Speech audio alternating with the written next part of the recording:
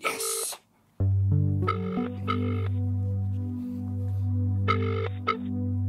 Hello? Hello, Dave. It's Gaz. Oh, hi. How are you doing, ma'am? Not bad. Still buying a lot of crystals?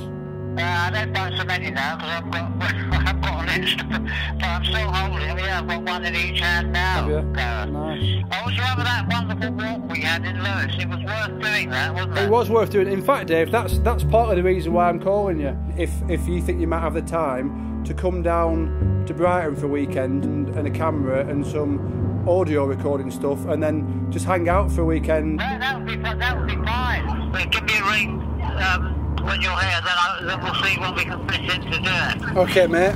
You won't get me sitting still for more than an hour. I think you need to be very succinct. You know the word succinct? Yes. To the point. If I'm asked any questions, they should be questions that demand the most revealing. Because crawling through everything that I've been through, it takes like a week.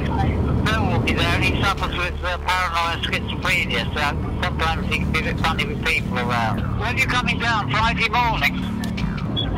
Have you got my landline number? I don't know. Will you texting me? Yeah. Well, you can remember it.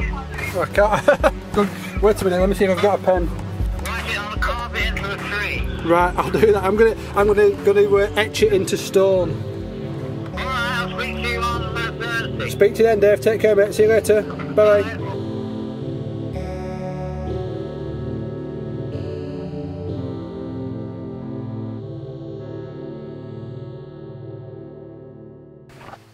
I sort of work life out.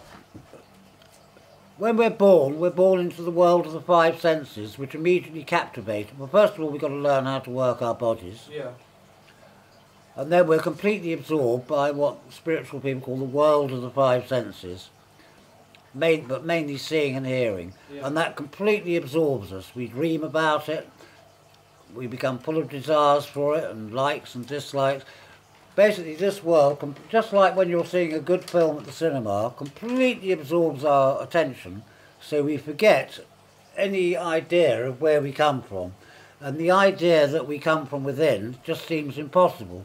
People like Brian Cox and people like that are searching the outer limits of space. All they're doing is searching through illusion to find more illusion and find more illusion. The more I get into crystals, the more I get into fish, the more I get into plants, it just goes on forever. Yeah. You peel away, it's like an onion. Illusion is like an onion, but it's meant to be like that. It's a play. If we weren't interested in the film, we'd get up from our seats and go out. It has to be captivating, it has to be real. Well, this world is constantly changing. There is nothing ideal in this world for anybody. We're all going to die. The whole world is perishable. There is no other time but now. There never will be any other time but now, or has been. No man has ever lived except in modern times. That is a permanent thing. We carry a created past and a created future in our heads. Therefore, we enter each moment completely cluttered. We do not live in the moment. So therefore, we don't know what's in the moment. And the other thing that's constant is there is nowhere in the entire universe, including inside your head, my head, a dog in Australia's head, that is not at the centre of all things. That tells me God is at the centre of all things, where I am, and there is no... Time is an illusion. We only enter the world of time when we get sucked in by the film or the great play of life. Then you need time and space for it to carry on. But God needs no time and needs no space.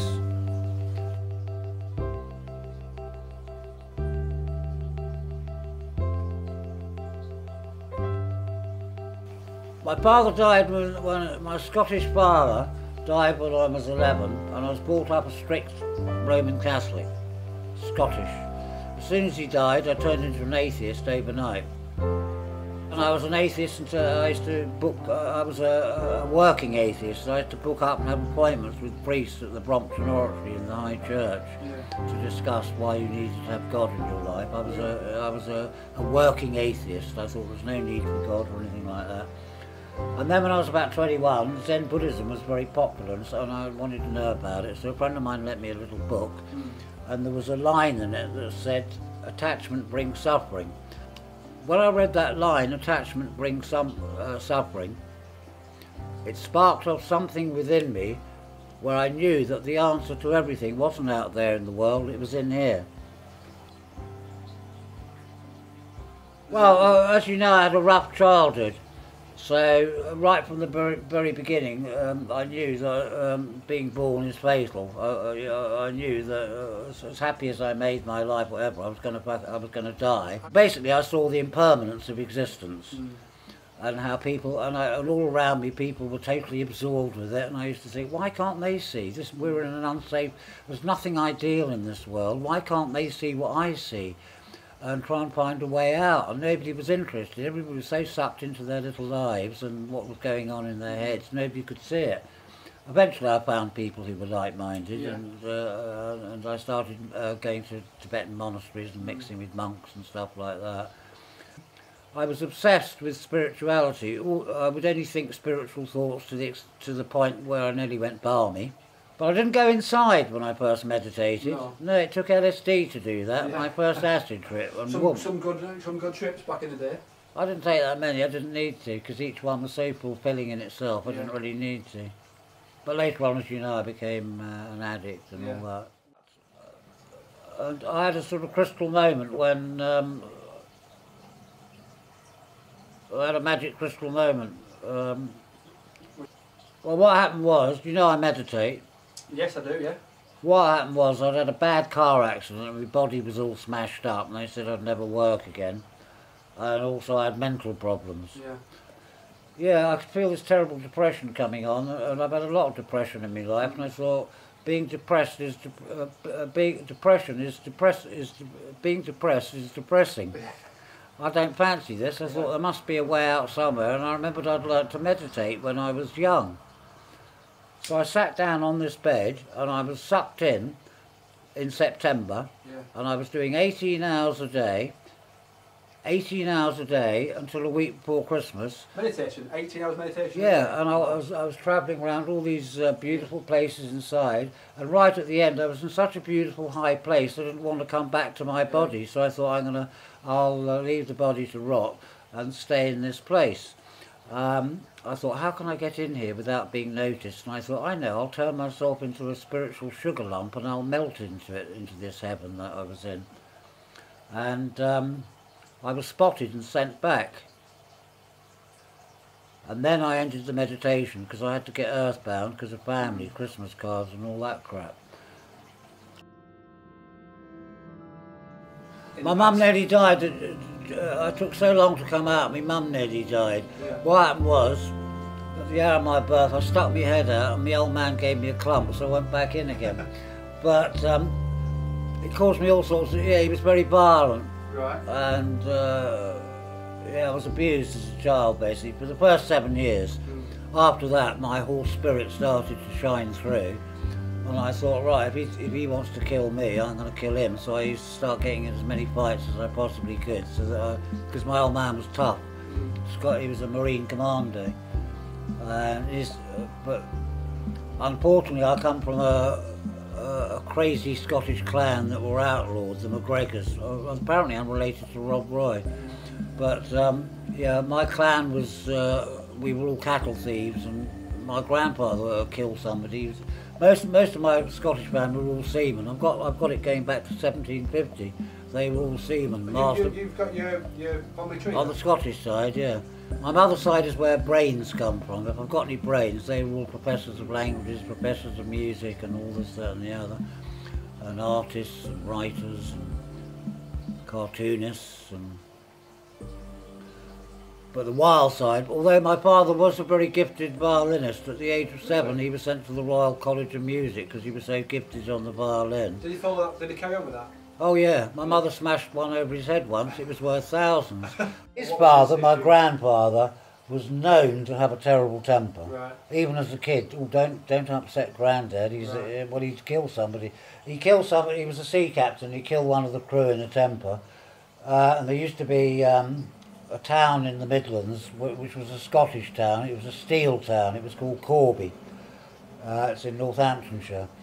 My grandfather was slung out of the Merchant Navy and he had to go and work in the steel factory. So when we went to visit me granny in Scottish, yeah, and they used to ram me and my brother Scottish Roman Catholicism and our Scottishness down our throats.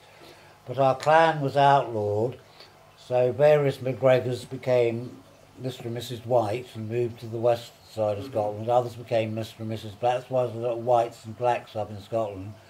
But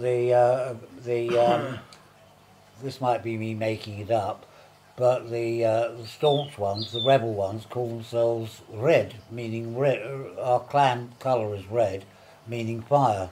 So my name R-E-I-D now in Scotland is pronounced Rid, meaning red, but it's got the I in it now. But I've met Reeds up and down the country, and we're all bloody balmy. The first sign that I was psychotic came when I was 9. I was at a school on Kew Green. I was only there for about a term, so I went to a lot of schools, term and a half. And I thought, oh, there's a lot of bullies at this school, I better make friends with them. So the biggest bully of all, I said we'd meet round my house after school and swap dinky toys. And in those days, everybody used to leave their front doors open. It wasn't like these days. And when I got home, he was already in my room, stuffing his pockets full of my dinky toys. And for the first time ever, I went psychotic.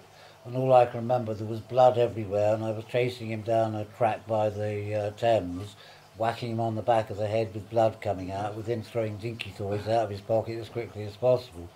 And the next day when I went to school, he sat as far away possibly, and I thought, oh, that's handy. I must do some more of that madness. So you discovered a tool? What? You discovered a tool to... Yes, I did used to use it a bit. Yeah, at the moment... I did become a proper fighter as well. Well, I didn't go so. I got really good at fist fighting on the street. And then I went in the Merchant Navy and had a load of fights there. Yeah. Yeah, I began to get experience as a street fighter. Yeah. Yeah, defence and attack, yeah. Well, in the Merchant Navy, I would imagine, I've never been to prison, but I'd imagine being on a ship is a bit like being in a prison. Everything's confined, so if you have a fallout, it's magnified, because you can't get away. So it was mainly squabbles. There was one guy, we used to buy cigarettes by the 200 because they were only 10 bob or 50p for 200 because it was duty free. And I always wondered why this other officer, I was an officer, I was a radio officer, this other officer was always coming in my cabin, could I have another packet of fags? And I started saying, why don't you buy your own, you know? And he never. And then one day I went into his cabin about a book or something, and I saw he had a packet of 200 on his thing, and he'd already had about 10 packets off me. So I thought, he was from up north. He was a big lad, and I grabbed the packet, and he said, "No, you can't have it. You can't have them." So I said, "Can't I?" And I grabbed them, and I wrung them like a wet towel on the floor, and he went for me. And the fight started, but it spilled out into the gangway, and on ships there's a handrail. Yeah. I was very good at steering when I was fighting, and I managed to make him fall over and get his hands stuck behind the handrail, so I finished him off. But I didn't do much damage, you know. Once I blackened his eyes and knocked a few teeth out. That you was didn't toss him in the drink? And he didn't borrow any more fags off me anyway. When I was 15, I had my own room in London and a job in, I was a barrow boy for a Jewish textile firm, taking rolls on a barrow up and down Oxford Street and I had a room in Bayswater. I also did 6 months as a dairy boy, milking 75 regions on a farm in Dorset. I also was an organ tuner's mate, tuning church organs. We used to do Somerset, Gloucestershire and the bottom half of Wales up to Aberystwyth, tuning church organs. I then ended up with a job as a metal polisher. I was 16, I was the lad as a metal polisher, in Camden Town, up on the Brecknock. And all the other metal polishers, because it was such a filthy dirty, I used to have 3 baths every night to get the black off. Yeah. And all my mates all died of terrible lung diseases. Thank Christ I went in the Merchant Navy afterwards to clear my lungs out. Yeah, we had no masks, nothing. And we used to polish all this metal on these great big machines. And the only people who would metal polish was ex-prisoners. So all the grown-ups, I was the lad, were all ex-bank robbers. They were a lovely bunch actually. Yeah, there was one called Pomeroy, I remember him. He'd just done a bank come out for a bank robbery. Yeah, I was the lad. We all used to go to Lou's Cap up on the Brecknock. All blacker than Coleman. Yeah, my dad came back from abroad and thought, Christ, you can't do that, because I didn't have any education. Yeah. And I don't know how he found it, but he found there was a quick because he said, what do you want to do? Because I was always good at art. I could be a famous artist, do you know that? The top gallery offered me an exhibition of my style of art. That's one of my very early ones up there. Yeah, I took him in a carrier bag to the Portal Gallery up in Mayfair, which is the top one for naive artists like Lowry and Rousseau and people like that. I'm called a naive artist, apparently, because I'm untrained. Yeah, and I was expecting him to say, piss off, don't waste our time. And there was a girl there. She said, oh, hang on a minute. She said, I'm just going to take them downstairs to show the manager. And I thought, oh, at least she's interested. And the manager came up and said, yes, David. He said, yes, we can give you an exhibition. He said, but can you do them bigger? And I went away feeling so pleased that I stopped. I never bothered again. When I was 7 years old, I was fascinated by the River Amazon. And I remember going to a library in Buckhurst Hill, Essex, and ordering a book. I'd heard about this book about a little boy's adventures up the Amazon. And I remember when I ordered it, feeling very grown up. Oh, I'm not just selecting a book from the shelves type thing. I must have had a big ego even then. Yeah, and I ordered and I read about it and I was fascinated. And then I was in an army hospital for a minor operation in Germany, and my mum had a request played. It was the only request I've ever had played in my life on the radio. It was on British Forces Network Radio. You remember that, don't you, Phil? BFI. You were probably too busy fighting to listen to it. But no, I didn't. Yeah, it was British Forces Network. It was our English radio station if you were in the army out in Germany. And my mum had a request played for me, and it was Harry Belafonte singing the Banana Boat song. Hey, Mr. Tallyman, tally me banana, daylight come and I wanna go home. Yeah, and I was fascinated by it. So I'd ordered the book on the Amazon when I was 7, and I'd had Harry Belafonte's Banana Boat song when I was 13. 5 years after that, I go in the Merchant Navy, get a job with Marconi. First ship, the Golfito, belongs to Elders and Fifes, the banana people. You'll be doing a trip to Jamaica to get bananas. Anyway, I became second radio officer. The beauty of being a radio officer, unless you've got repairs to do, you have to take down the ship's aerials as soon as you're in port or before, and stop operating, otherwise you'll start interfering with local radio stations, because your transmitters and receivers are so powerful they'll interfere with local radio stations. So by law, I don't know whether the law is still the same, you had to take down all your aerials, which the crew put them up there between the masts. So basically, unless you make, and what you do is you make sure there's if there's any repairs, new valve or something like that, you've done it all before you get maximum shore leave. Anyway, the SS Dunstan sailed up the Amazon for 10 days till we got to a town called Manaus, about 1,000 miles up. And we got to Manaus about midday, and the captain said no shore leave. Well, I'm on a ship half a mile off from this magic place that I've dreamt all my life of going to the Amazon. Nothing's going to stop me. Well, we knew that the captain had a kip in the afternoon, so I got some of the crew, and I said, quick, lower these. What are those steps called that they lower? Yeah, I saw this 2 natives in a dugout, a little girl about 5 and a little brother about 3, in this hollowed out tree trunk. And I called them over like that, they were down there, and I showed them a bag of sweets, and I went, take me to shore, and I said, quick, lower the, and I said, don't make a noise, don't want to wake the captain up. Yeah, when I got ashore, I found out that for an English pound, the currency then, now it's the reale, but it used to be the crucero, and you got £2,000, you got 2,000 cruceros for £1 English pound, and I could buy a beer for half a crucero. So suddenly, with the yeah, I was like a millionaire. No, I went back. Well, I went back to the ship, packed all my stuff in a bag, and stuff you, and moved into a hotel with these two new mates. The crew kept saying that they couldn't get another radio officer sent out from England by plane. And they all wanted to get back to England for their families, and we still had a trip to do. We all had ports down the coast of Brazil, and I began to feel guilty. So out of guilt, I rejoined. I knew I was going to get a dishonourable discharge, but I didn't in the end. That's another story. All my life, I've always had an overdose of energy. I think I've needed it actually, but I've always had plenty of energy. I can feel the fire in my stomach, as it were. It's probably made me a bit wild at times, uncontrollable. Down to drink again, that's another long story. I ended up homeless one winter in Bright in London. I remember the snow on the ground, I could feel the old mind going, this is it. This is my life over. My life was always, I've always had a bit of a struggle to keep up with my life because things, you know, it's like I was telling you yesterday about the crystals. I never know what's going to happen yet. This is why I say to people, never give up hope because things can fucking change just like that. Yeah.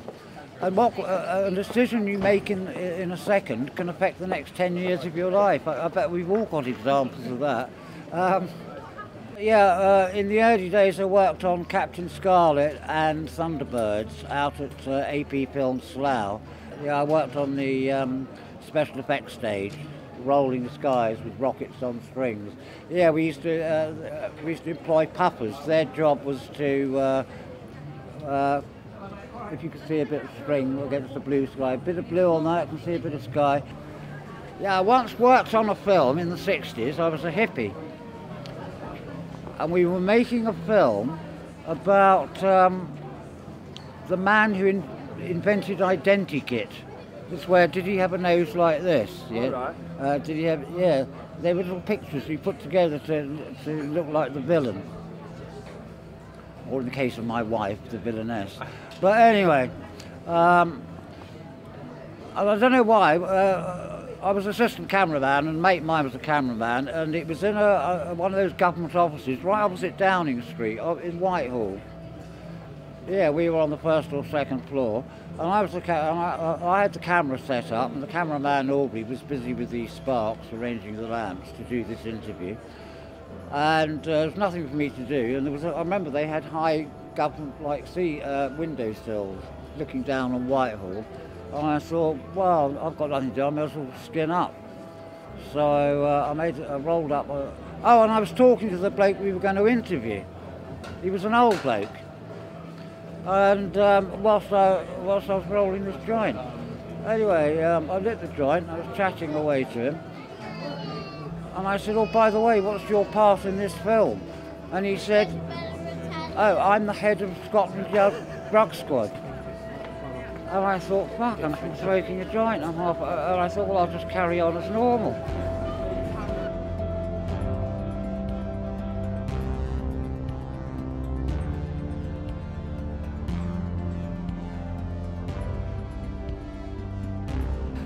Meditation is a form of learning to die but being able to maintain the ability to come back to your body. When you are inside and you are on an astral plane, you know you're there, just as you know you're here in this world. It is a very distinct and clear world, often far more beautiful than this world. Probably the regions that I've been, I don't know why I've been allowed to visit, are probably very low ones, probably very close to the vibration of this universe.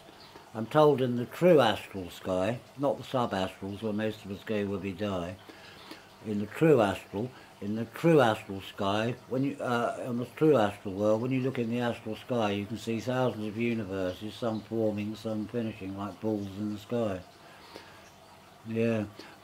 One of my things I say about yoga, if it don't work in the real world, it ain't no good. When I went to, I had flashes in the corner of that eye. I thought it was something to do with the crystals or something. Anyway, a mate of mine was going past the eye hospital, and I thought, well, I'll take a lift up there, because I'd had this flash for a few weeks. I said, I'll take a lift up there, and they'll probably give me some cream to put on it. Anyway, they looked in my eye and went pale and said, oh, your retina's coming off, and they said, you need an operation. So I said, oh, well, yeah, you better book me in. And he said, no, we've got to do it now. He said, oh. I said, no. I said, don't I get time to think about it? And he said, well, how long do you need to think about it? I said, I don't know, 5, 10 years. He said, well, you'll be blind by then. So I said, book me in now, doctor.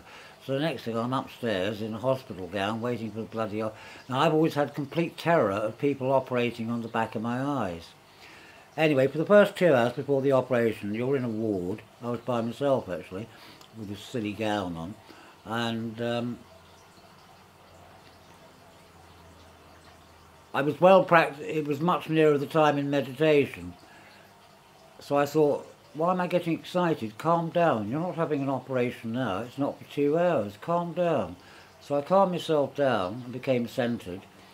And almost immediately felt the presence of dozens of angels. They were all talking. Yeah, I could see into the angel world. And I thought, oh good, it's me. They've come to see me. And one of the angels said, don't be so vain. Don't you think hospitals are full of angels? We're here for all the other patients. You're all right, mate. And anyway, after 2 hours, I was put on a trolley and wheeled into what I thought was the operating theatre, but it wasn't. It was the room, the pre-op room. And there were 2 nurses there, and by then I was so blinded by these anaesthetics they put in your eyes I could hardly see, but I could see a sort of dim light above me, and I saw one of the nurses coming towards my eye with a wire thing. I didn't know at the time it was to keep the eye open whilst they put the final drops in before going next door to the eye operation. I thought these two, because I never had an eye operation, I thought these 2 nurses were going to operate there and then with this wire thing. And I went, no, I'll have to go blind, I'm not going to be able to take this. And then this Chinese nurse, who I've never seen before in my life, she must have seen all the rings on my fingers and the crystals. And she said, you yogi, keep doing your yoga, do your yoga. And she kept on, and I thought, bloody hell. Anyway, she was the one, so I was then wheeled in. Anyway, by then I was in a really calm state, so I thought, they put a thing over. What saved me was they put something over my face so I couldn't see, and I immediately relaxed. And I thought, well, actually, this isn't too bad. I'm lying down. I thought I can have a kip whilst this is going on. So I did the same breathing that I do at the dentist. So I do cyclic breathing. Anyway, within seconds, I was in a deep trance. I thought, well, I won't go back because they're doing an eye operation on my body. I thought, I won't go back there. I'll leave that out for a bit. I'll stay in here because it's all peaceful and quiet and I can't feel my body. And I was holding this crystal out here, and this nurse was holding my hand, and I was supposed to squeeze it if I wanted them to stop. But I could feel her hand tense up as she was watching my eye. So I ended up, because I pulled her afterwards, I said, you're supposed to be looking after me. I said, she made... Anyway, suddenly the blind was pulled off and the surgeon said, right, that's it, Mr. Reed, done. So I said, oh good, I'm going home. And I swung my legs. One of the nurses at the end of the bed said, Crystal Day, once she saw me face, she said, it's you. She said, remember me after your car accident? And she went, look, I've still got the crystal you gave me. And she had the crystal I'd given her when I was, yeah. When the crystal starts rattling, you know it's fully charged. That's charged because the crystal's...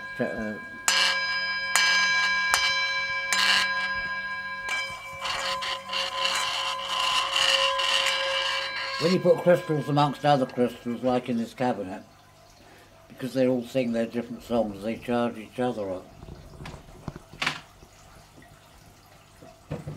Anyway, did these, didn't they? Singing, Tibetan singing bowl.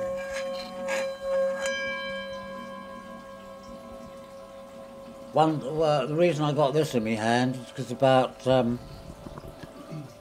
don't know, 12 years ago, I was in town at 1 o'clock and I suddenly remembered I didn't have the bus fare on me, but I had to be back here at 1:30 to see a solicitor because I was helping a friend of mine with his court case.